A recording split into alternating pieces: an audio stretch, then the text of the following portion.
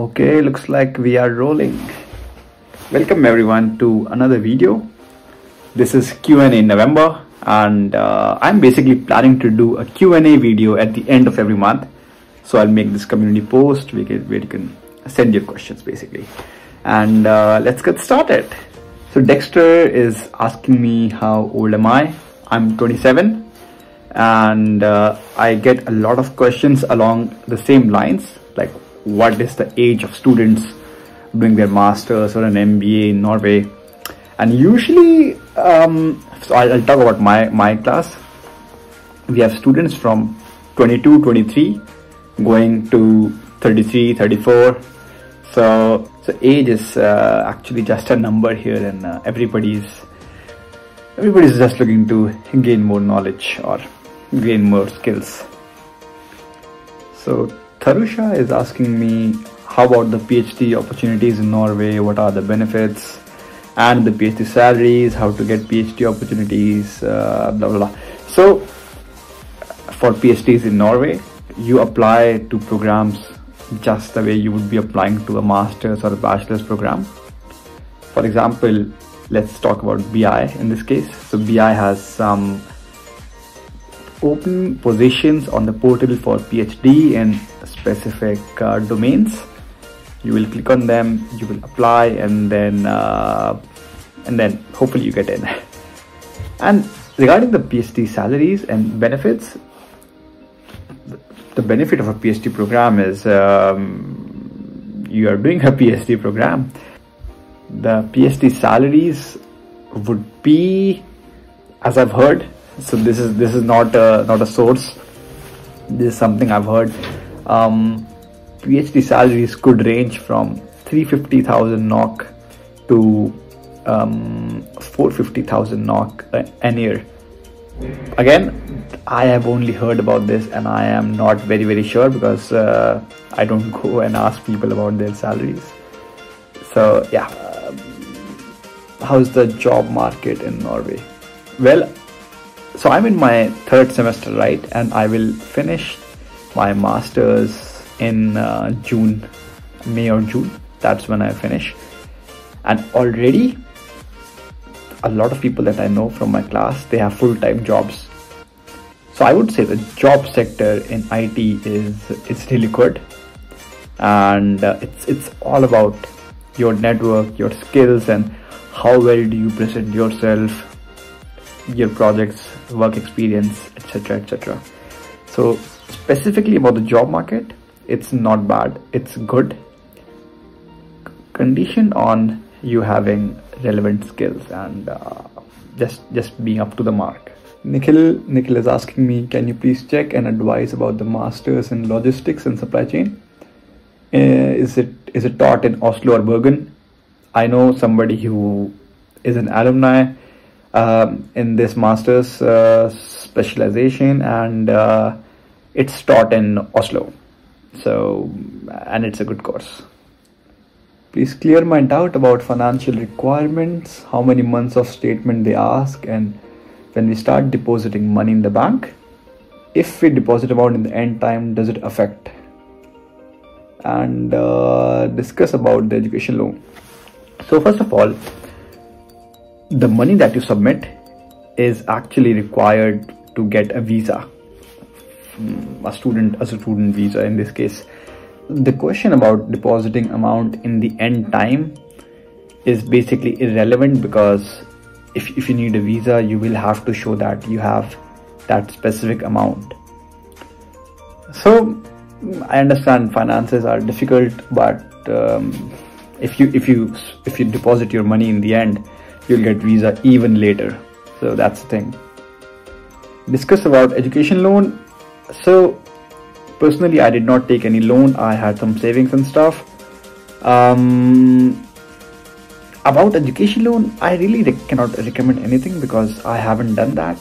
I have not been through the process. It would not be fair on my part to be talking about that. But if you are taking an education loan, you just need to... Okay, let's break it down. So when you're coming to Norway, for the first year, you need to deposit 100,000, 120,000 NOK. That's for 1 year, and you can actually come to Norway, and that money is yours. So you spend it the way you want. What I would do is, if I had some financial constraints, I would take an education loan. I would come to Norway, and then I could actually get a job here, a part-time job, and then while I'm working, I'm earning and I'm saving, and hopefully I don't need another education loan or some financial help by the end of first year, because after the first year you need to show that you have an additional 100,000 in your bank account for the second year. So that would be my approach. But where to get the education loan from and questions around that, I might not be the right person to answer that. Prayag is asking me, is Norway a good option to study MBA compared to other places like Canada? So this is a very subjective question. My sister lives in Canada. She has done her master's as well. Both the locations are fantastic. It's all about where you want to end up. I mean, Canada is comfortable. It has a bigger Indian community. There is more information on the internet about Canada. More English-speaking population. When I say English-speaking, I mean Norwegians speak English as well, but it's not a general. It's not a default language. Which is better? I like Norway more. My sister likes Canada more. So what I would suggest doing is make a pros and cons list and see what fits you the best. So Preetham is asking me, in Norway, is there course-based masters without thesis in the IT branch? And does it make any difference compared to thesis-based masters? So Preetham, I have not heard of any courses that do not end with a master thesis. I think all of them, if I'm not wrong, they have a master thesis. And does it make any difference compared to... So the thing is, okay, in my last semester, so the thing is, every semester you have 30 credits, and in the last semester, when you have the master thesis, that covers 24 points or 24 credits out of the 30, and the 6 is actually a subject that I have. So I don't see why thesis would be a bad option. It's about applying what you've learned. It's a pretty nice, I won't say it's a program, but it's a pretty nice implementation. Lola is asking me, are there a lot of building construction jobs there? What in the building field does Norway have high demand for? So, are there a lot of jobs?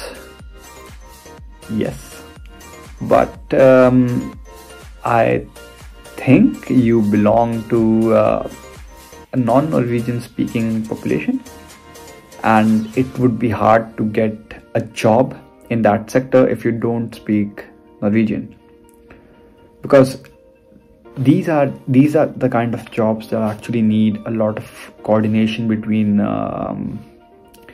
individuals, and it would be hard to be a non-Norwegian speaker and sustain in this job. So the first thing I would do, Lola, is actually get familiar with the language and then start applying. Also, if one takes loan to pay for the tuition or for the proof of funds, can one pay back with part-time job money from Norway? Oh, that's a very good question. If one takes loan, let's say you take a loan of 100,000, can you pay it back? In 1 year, maybe not, because you will have to pay your housing, your general groceries and day-to-day needs. So saving 100,000 in 1 year is very ambitious. You may be able to do that, but that's hard. But in the long run, maybe 2 years, yeah, you might be able to repay it. And like I mentioned, you need to show 100,000 after the end of first year to get a renew or to get a visa renewal. So repaying in 1 year would be hard. Yatharth has a lot of questions. What percentage of students return to India after completing their studies in Norway? Can you please answer from accounts of people you've met? So the people that I know, nobody has returned to India. Everybody got a job, and they've got really good jobs, very high salaries, very nice profile, and everything is working out for them. Payback time for education loan if a student were to work in Norway after completion of their studies. Payback time for education loan. Let's say you take a loan for 200,000, and then when you graduate, you get a job for 500,000. So I would say 2 years, because in 2 years you would hit $1 million, considering your annual pay. But that's before taxes, right? So you will have to pay taxes and stuff like that. So I would say 2 years would be decent to pay back your education loan, 2 to 3 years. Recognition of Norwegian education outside Norway. If someone has to leave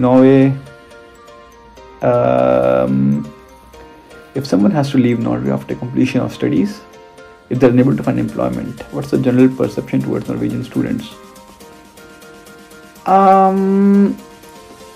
So the thing is, I've never come across such a scenario where people who study here have to go back to their home country to find a job. But I would say it should not matter a lot, because the education here is quite nice. The standard is pretty high, and the kind of projects you work on, especially in my domain, they are very universal. So the thing is, when you study and when you are applying for jobs, what the employer seeks is what kind of projects you've worked on. And if you've worked on really good stuff, for example, I'll give you an example once again. So in my machine learning program, in my machine learning class, we actually were working on credit card fraud detection. And this particular project is very universal. So if I was to move back to India, I could still show that I have worked on this project. And this project being, or this problem being universal, it will actually help me get a job. I hope that answers it. Visa, work permit and PR rules for Norway after studies.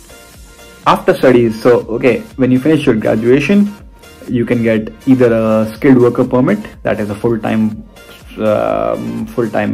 permit for you basically, or you could get a job seeker visa. You can work full-time on both of them. What are the PR rules? PR rules are so I think I checked the UDI website a few while back, and it said you have to be 3 years on your skilled worker permit to apply for a PR, as far as I remember. Work permit, visa, that's done. What are your plans after you complete your MBA? I got a short-term plan and a long-term plan. In the short term, I plan to stay here, explore the Norwegian markets, work a little. The idea is I want to implement what I've studied, and that would be the next 3 to 4 year plan. In the long run, I don't know.